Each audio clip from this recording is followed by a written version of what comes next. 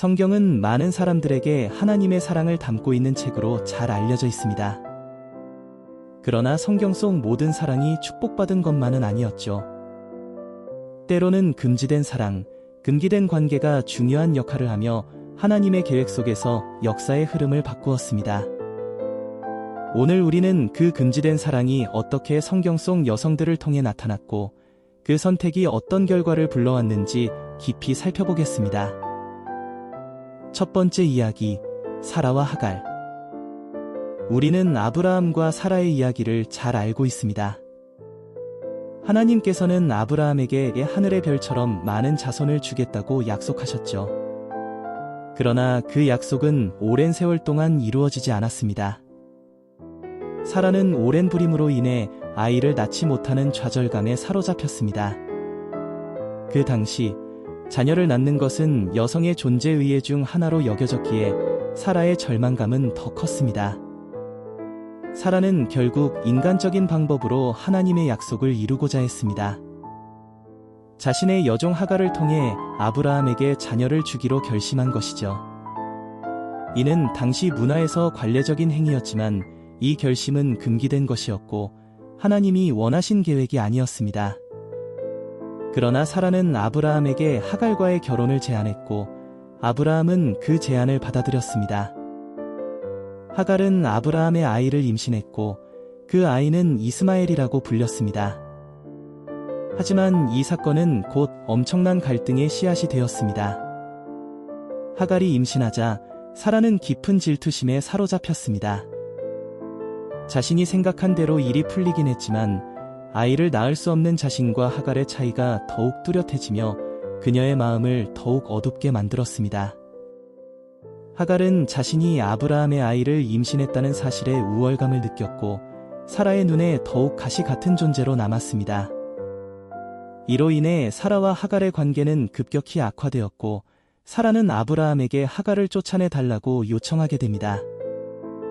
결국 하갈은 어린 이스마엘과 함께 쫓겨나 사막으로 떠나게 됩니다.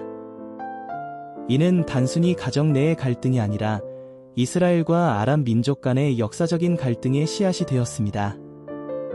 이스마엘은 후에 아람 민족의 조상이 되었고 이삭은 이스라엘의 조상이 되었죠. 이 두 형제의 갈등은 성경에서 예언되었고 오늘날 중동 지역의 복잡한 갈등으로 이어지고 있습니다. 두 번째 이야기, 룻과 보아스의 이야기입니다. 이 이야기는 사랑과 희생의 아름다운 이야기이기도 하지만 그 안에는 당대의 금기된 관계를 넘어서는 중요한 메시지가 담겨 있습니다. 룻은 이방인 모함 여인이었고 시어머니 나오미와 함께 이스라엘 땅으로 돌아왔습니다. 당시 이스라엘에서는 이방인과의 결혼이 금기시되었고 이방인은 종종 멸시받거나 경계의 대상으로 여겨졌습니다. 가난과 굶주림 속에서 룻은 자신과 시어머니를 위해 보리밭에서 이삭을 주어 생계를 이어갔습니다. 그런데 그곳에서 보아스라는 사람이 룻을 주목하게 됩니다. 보아스는 룻이 보여준 성실함과 시어머니에 대한 헌신을 보고 감탄하게 됩니다. 하지만 그들의 관계는 단순한 호의로 끝나지 않았습니다. 나오미는 룻에게 보아스와 결혼할 수 있는 방법을 알려주었고 룻은 그 말을 따르기로 결심했습니다. 당시 결혼 제안은 일반적으로 남성의 몫이었지만 룻은 용기를 내어 보아스에게 결혼을 요청했습니다. 밤중에 룻은 보아스의 발치에 조용히 누워 결혼을 요청했고 이 용기 있는 행동은 보아스를 감동시켰습니다. 보아스는 룻의 요청을 받아들였고 그녀와 결혼하기로 결정합니다. 이는 단순한 개인 간의 결혼이 아니었습니다. 보아스는 이방 여인인 룻을 받아들이며 당시 사회의 금기를 깨는 결정을 한 것이죠. 그들의 결혼은 이스라엘 역사의 중요한 전환점이 됩니다. 룻과 보아스의 후손은 바로 다윗 왕이었으며 다윗의 족보에서 예수 그리스도가 탄생하게 됩니다. 이방 여인이었던 룻의 용기와 희생은 결국 하나님의 구원 계획에서 중요한 역할을 하게 되었던 것입니다. 이 금지된 관계처럼 보였던 결혼은 하나님의 섭리 속에서 구원의 역사를 이루는 중요한 연결고리가 되었습니다. 룻의 순종과 보아스의 결단은 역사를 바꾼 중요한 사건이 되었죠. 세 번째 이야기, 다말의 복수극입니다. 다말은 유다의 아들과 결혼했지만 남편이 일찍 죽고 그녀는 과부가 되었습니다. 당시 관습에 따르면 유다의 다른 아들이 다말과 결혼해 후손을 남겨야 했습니다. 하지만 유다는 이를 방치했고 다말은 오랫동안 홀로 남겨졌습니다. 사회적, 경제적으로 남성에게 의존하던 당시 상황에서 다말은 큰 절망감과 분노를 느꼈습니다. 유다는 다말에게 그의 아들 셀라가 자라면 그와 결혼하겠다고 약속했지만 시간이 지나도 유다는 이 약속을 지키지 않았습니다. 다말은 자신이 가족과 사회에서 소외된 것을 느끼며 복수를 결심하게 됩니다. 다말은 자신을 무시하고 잊은 유다 가문의 복수를 결심했고 창녀로 변장해 유다를 속였습니다.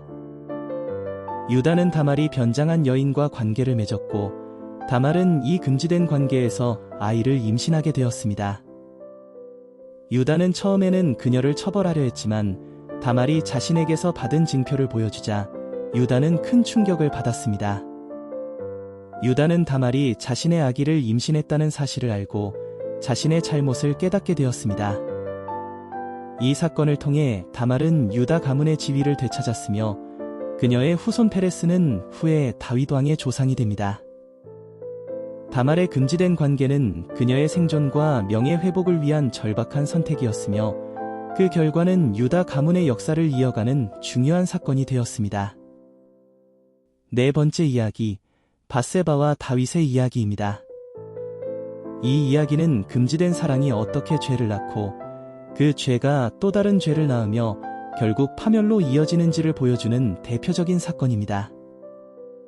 다윗은 이스라엘의 위대한 왕으로서 많은 업적을 이루었지만 그의 인생은 한 여인과의 금지된 관계로 인해 큰 비극을 맞게 됩니다. 하루는 다윗이 궁전 옥상에 나갔다가 아름다운 여인이 목욕하는 장면을 보게 됩니다. 그 여인은 바로 밧세바, 그의 충신 우리아의 아내였습니다.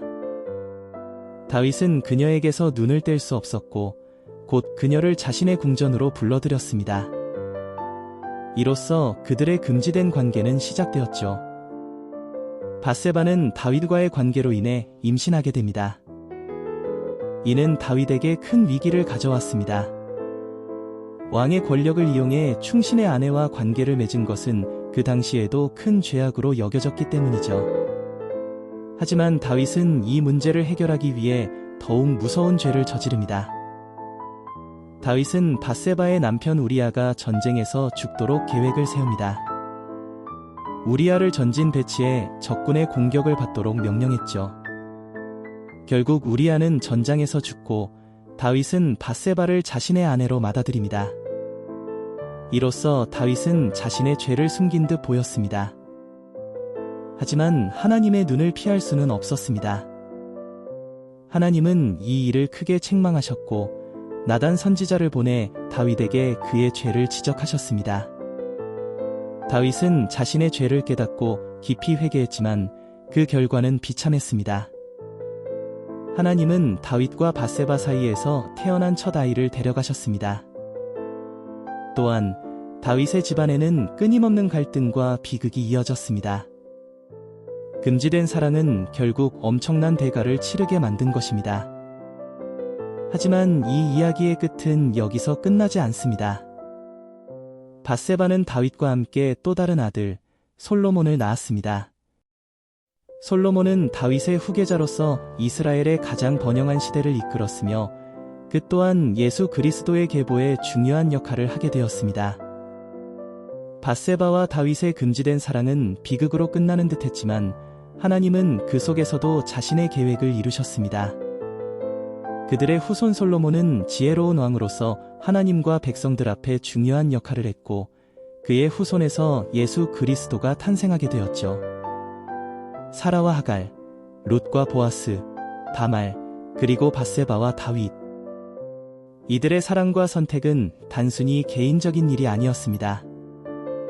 금기된 사랑으로 시작된 이 관계들은 민족의 갈등을 낳기도 하고 하나님의 구원 계획을 이루는 중요한 역할을 하기도 했습니다. 그들의 선택은 역사를 바꿨고 오늘날까지 영향을 미치고 있습니다. 성경 속 금지된 사랑은 단순한 금기가 아닌 하나님의 섭리 속에서 역사를 움직이는 중요한 도구로 사용되었습니다. 이들의 선택과 그 결과는 지금도 우리에게 깊은 교훈을 남기고 있습니다. 더 많은 이야기를 함께 나누고 구원의 길을 찾아가길 원하신다면 구독과 좋아요, 알림 설정을 통해 계속 함께 해주세요. 항상 하나님 안에서 평안을 누리시길 기도합니다.